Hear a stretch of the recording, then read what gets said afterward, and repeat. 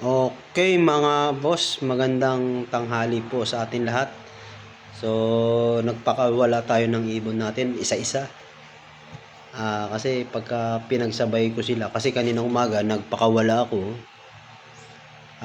Pinagsabay ko silang apat. Ang nangyari, kanya-kanyang hotel, kanya-kanyang babahan.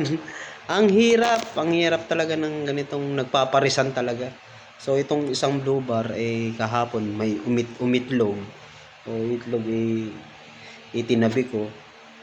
Medyo maghahabol-habol to sa sunod na araw. Itong ibon na to. So, itong ibon na to pinalipad ko kasi pagka kasama niya yung pares niya.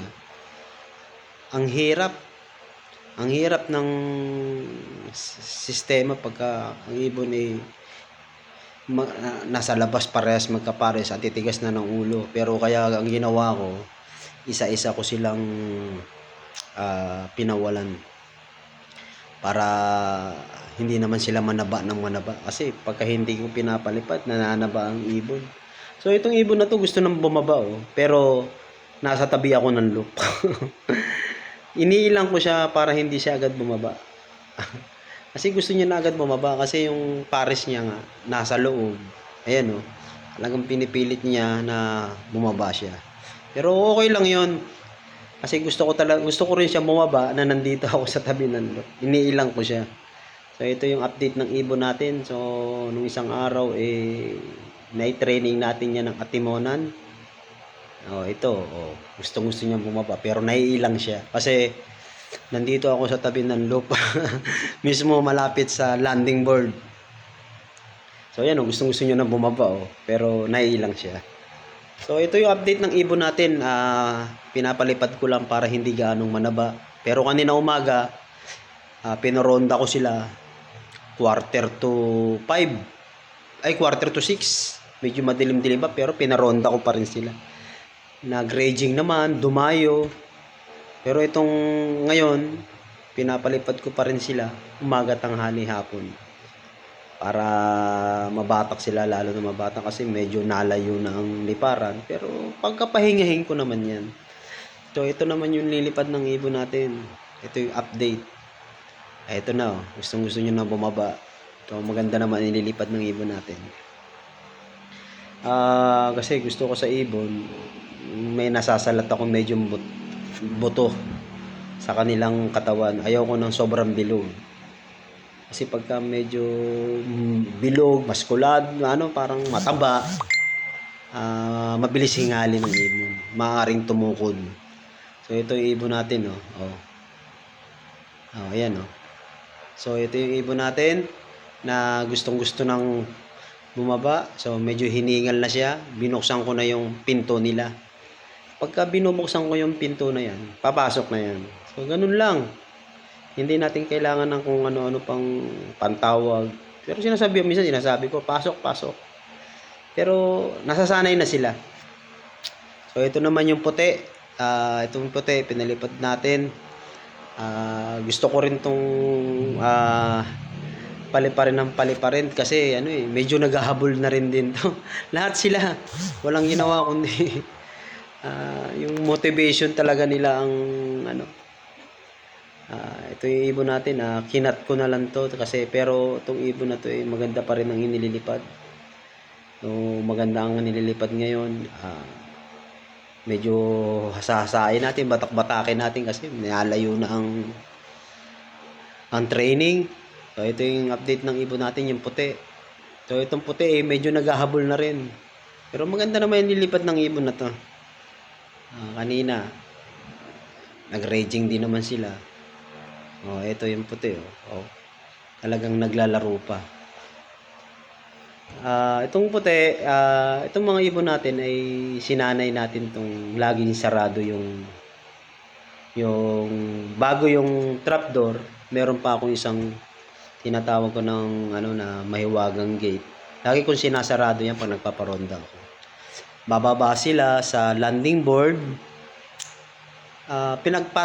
Tinatambay ko sila dyan ng 20 minutes, 10 minutes. Yun, tinatambay ko sila doon na nakasarado. Kasi sinanay ko talaga sila ron. Pag tumatambay sila, sinasarado ko. Tapos pagdating ng mga 10 minutes to 20 minutes, binubuksan ko na. Ibig sabihin, gusto ko na silang papasukin. Ganun araw-araw kong ginagawa. Katulad nito, isa-isa ko sila pinapawalan. Kapag binuksan ko tong mahiwagang gate na yan, alam na lang ang gagawin nila. Papasok sila at pupunta sa malapit sa trapdoor. Kaya maganda ang ibon na laging dumadapo sa landing board. Kaya ang ibon natin hindi tumatambay.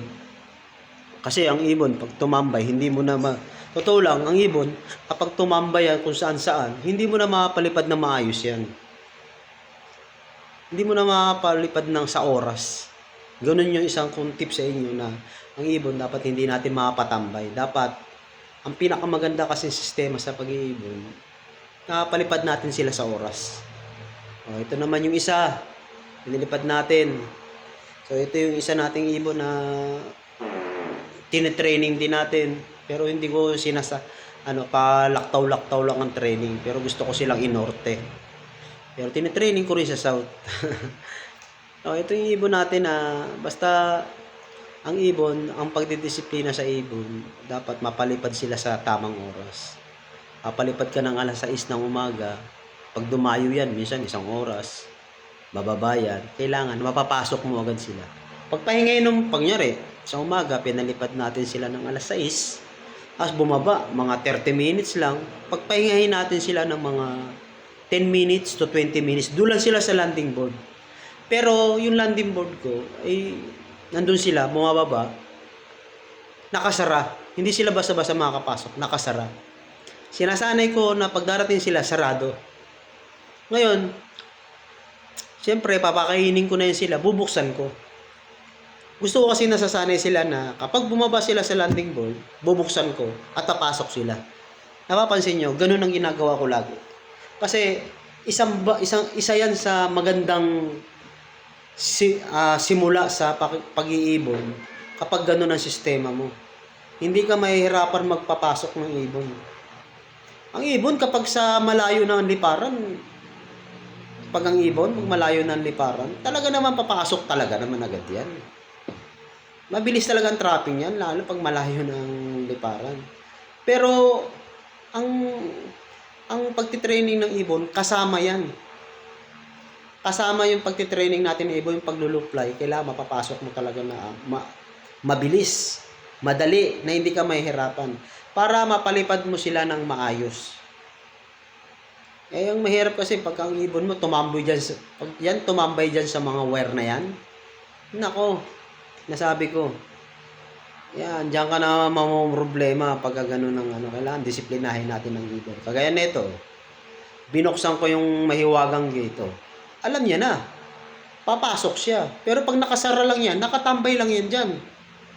Ganun ang pagka matigas ang ulo, sa sunod na araw, pag matigas ang ulo ng ibon, sa sunod na araw, araw-arawin mo lang kasi masasanay sila doon. Ganun lagi ang ginagawa. So ito naman yung isa. Itong isa, ito ang pinaka-paborito ko. Gusto kong pang norte.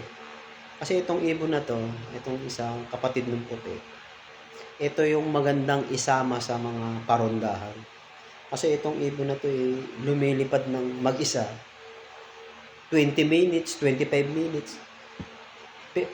Sabihin, maganda siyang isama sa ronda kasi mababatak talaga yung mga kasama nito. Kasi itong ibon na to hindi siya mabilis lumipad. Alam niyo ba 'yon? Mabagal siyang lumipad. Sa training nga, dumarating to 1 oras ang pagitan. Pero malakas ang ibon. Di ba? Dumating dito yan, pa-victory yan, babae. Hen yan. Pa-victory lang yan. Pagka narito yan. Sabihin, kahit mabagal siya, yung lipad na yun, easy lang sa kanya. 1 oras bago pagitan. Sabihin, hindi siya nakakasabay sa marami. Ganun ang lipad niya. Pero kung titingnan mo rito sa rondahan, kung patibayan, ay talagang ilalaban ko to. Kung meron nga lang sanang patibayan, mag-isa. Ilalaban ko to sa Gandang lumipad to. Mangangawit ang leeg mo dito sa ibon na to. So, balik tayo sa pinag-uusapan natin.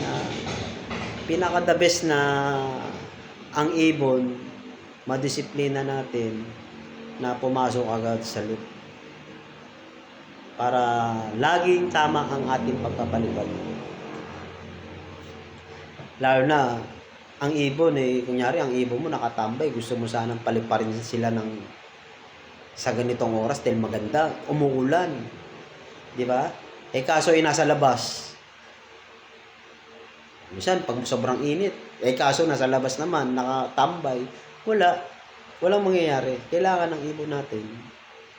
Hindi lang sa iba kasi, hindi, sa pagpapapasok ng ibon sa kailangan taga-disiplina. Dito mo malalaman na disiplinado ang ibon. Kahit mag-isa lang. Alam niya yung gagawin niya. Pagdating ng landing board, pag binuksan mo yung mahiwagang gate, papasok talaga. Di ba? Ganun yun. Kung araw-araw natin gagawin yun, matututunan ng ibon. Pero pagka ang ibon mo matanda na at gaganyanin mo, mahihirapan. Napakahirap. Pero siguro, kaya naman siguro. Pero iba yung bata pa lang, sinanay mo na sa ganyan. Kaya ganito yung loop na ginawa ko Kasi noon, ang loop ko ganito rin, pero malaki. 4x8 dati yung ganitong loop ang ginawa ko noon. Yung ako'y nasa Maynila pa. Pero ito, maliit lang to kasi 4 lang ang ibon ko linilipad. Pero, ganun pa rin ang ginawa kong style.